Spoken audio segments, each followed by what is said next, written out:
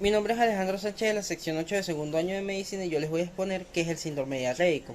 La diarrea se define como cualquier variación de las características de deposición con respecto al hábito deposicional previo del paciente, tanto en aumento de volumen de la frecuencia de las heces como la disminución de su consistencia, estableciendo de esta manera arbitraria las 3 semanas como límite entre la diarrea aguda y la crónica.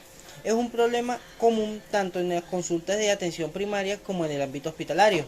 Para realizar un buen diagnóstico diferencial entre este síndrome es necesario conocer no solo las causas más frecuentes, sino otras, cuyo descubrimiento puede modificar la calidad de vida del paciente, así como las claves que ayudan a diferenciar el origen orgánico o funcional y el protocolo a seguir, en función de orientación inicial proporcionada por la historia y el examen físico minuciosos. Debemos ser capaces de diferenciar la diarrea de la pseudodiarrea, ya que esta última existe en aumento de la frecuencia pero con las heces sólidas, no pudiendo por tanto hablar de diarrea en sentido estricto. En la literatura médica hasta el momento se definía la diarrea por el peso de las heces, mayor de 200 gramos al día. Sin embargo, esta definición no cuenta que en las personas que tienen alta ingesta de fibra insoluble pueden presentar un peso de deposición elevado de forma habitual de 300 gramos al día, pero con una consistencia normal. Por lo contrario, algunos sujetos que consultan por diarrea presentan un peso normal de las heces, pero de consistencia líquida. Por tanto, actualmente se acepta como diarrea cualquier variación significativa de las características de deposición con respecto al hábito deposicional previo, tanto en lo que se refería al aumento del volumen o de la frecuencia de las heces, como la disminución de la consistencia. Por acá Rodríguez Fabiola continúan hablando sobre la clasificación y la etiopatología y fisiopatología de la diarrea. El tracto intestinal es primitivamente un órgano absorcivo, aunque también se producen algunos fenómenos secretores como agua y eritrocitos. Diariamente circulan en el intestino delgado unos 9 litros de líquido y el intestino delgado es capaz de absorber en condiciones normales hasta un 90% de estos fluidos. Cuando el volumen de este llega al intestino delgado sobrepasa una capacidad máxima de 12 litros por 24 horas. El colon en condiciones normales absorbe 900 mililitros y recibe un exceso de volumen. Cuando sobrepasa la capacidad máxima de absorción de agua en el colon, que son de 5 a 6 litros durante 24 horas, se produce una diarrea. Y el movimiento del agua en el intestino siempre pasivo y secundario a los movimientos de los solutos, ya sean eritrocitos o no. El flujo del sodio en el interior y exterior de la luz intestinal es el único responsable primario a la regulación de los fluidos del intestino. El mecanismo principal de la absorción de sodio en el interior del enterocito es pasivo y los mecanismos activos se realizan mediante transportadores ya sean cloro o otro sustrato, como la glucosa. Entonces se dice que la expulsión de sodio desde una célula se realiza por una membrana vasolateral mediante una bomba de sodio-potasio, Ampere, dependiente. La actividad de esta enzima mantiene bajos niveles de sodio intracelulares y la gradiente creando respecto a la luz intestinal promueve el transporte activo de muchos nutrientes que hay dentro de este mismo. Buen día, mi nombre es Jennifer Bolívar de segundo año, sección 8, y les hablaré un poco sobre la diarrea invasiva. A través de la adhesión de agentes patógenos al enterocito, alcanza el espacio intracurricular y produce apóstosis de las uniones intracelulares.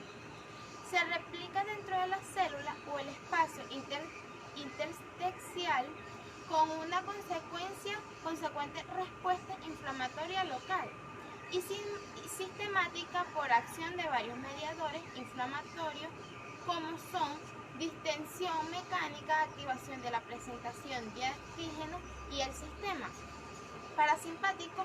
Todo conduce a la liberación de los mediadores inflamatorios como la histamina, hidrotriptamina, prostaglandinas y factores activadores de plaquetas, adenosina, radicales libres de oxígeno y endotelina, aumentando la secreción de iones y agua, produciendo lesión mucosa en el grado variable. Es el mecanismo que ocurre en la diarrea sigeral Campylobacter. Diarrea por alteración de la motilidad. Puede presentarse casos de aumento en la proctilidad intestinal, síndrome de intestino irritable o disminución del peritalismo intestinal como el estado de enfermedad específica o algunos agentes farmacológicos que disminuyen el tiempo de transición, pudiendo producir sobrecrecimientos bacterianos que posteriormente ocasionan diarrea. Muchísimas gracias. Mi nombre es Carlos Subero, yo le voy a hablar un poco sobre el síndrome diarreico, especialmente en la fisiopatología. El epitelio intestinal posee elaborados mecanismos para maximizar la absorción de líquidos y electrolitos, de 8 a 9 litros de líquido que entran en el intestino humano diariamente. Solo 100 y 200 mililitros se pierden en las heces. La diarrea, tanto de la etiología infecciosa como no infecciosa, es el resultado de cambios que ocurren en el transporte de fluidos y electrolitos en el intestino delgado y o grueso. El equilibrio iónico a ambos lados del epitelio intestinal es regulado por diferentes canales y transportadores, a través de los cuales ocurre el proceso de movilización de iones y solutos para que se reproduzca la absorción de nutrientes y mantener el equilibrio eléctrico adecuado. La absorción de agua y solutos se logra por transportadores como sodio, glucosa, sodio, hidrógeno y hidruro de tetracarbónico alto. Por otro lado, el regulador de la conductación transmembrana apical de fibrosis quística contribuye a la creación de un gradiente osmótico que impulsa el movimiento del agua al lumen intestinal. El movimiento de agua a través del epitelio hacia la luz intestinal es un proceso pasivo que ocurre secundariamente a un gradiente osmótico, donde el cloro y el bicarbonato son los iones predominantes. La secreción de cloro depende de señales intra y extracelulares, lo que condiciona la acción de segundos mensajeros. Sobre proteínas transportadoras y canales de cloro, específicamente a nivel de las criptas en el intestino delgado, la dinámica de intercambio mucosal intestinal está regulado por un sistema integrado por células endocrinas, paracrinas e inmunes, lo cuales a su vez son controladas por el sistema nervioso entérico, a través de neuronas secretoras motoras, las cuales terminan en la lámina propia y estimulan el paso de iones de cloro hacia la luz intestinal. Disfunción pasiva de sodio y agua debido al aumento de osmolaridad intraluminal. Los principales mediadores de la respuesta neuroendocrina por estimulación toxigénica son los péptidos intestinal vasoactivos, que es la hidroxitritamina y la acetilcolina. Muchas gracias. Buenas tardes, mi nombre es Gustavo Acosta y voy a hablar sobre la diarrea osmótica. Bien, la diarrea osmótica se produce por la presencia en el intestino distal de un soluto no absorbido que aumenta la carga osmótica y arrastra el líquido a la luz intestinal.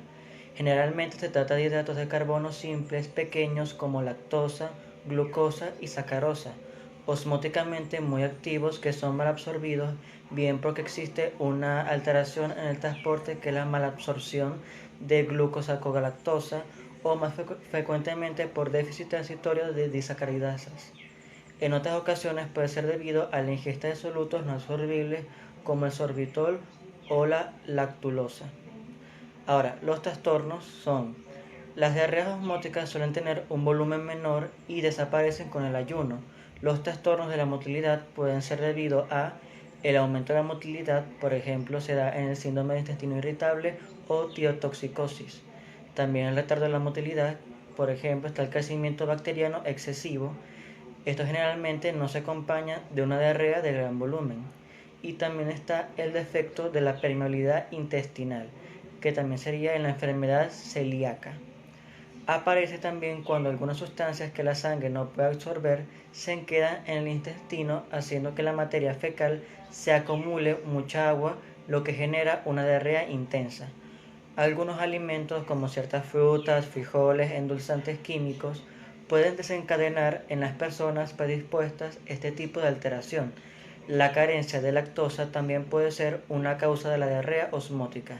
Esta es una enzima que normalmente se halla en el intestino delgado, que se convierte en lactosa, que sería azúcar de la leche, en glucosa y galactosa.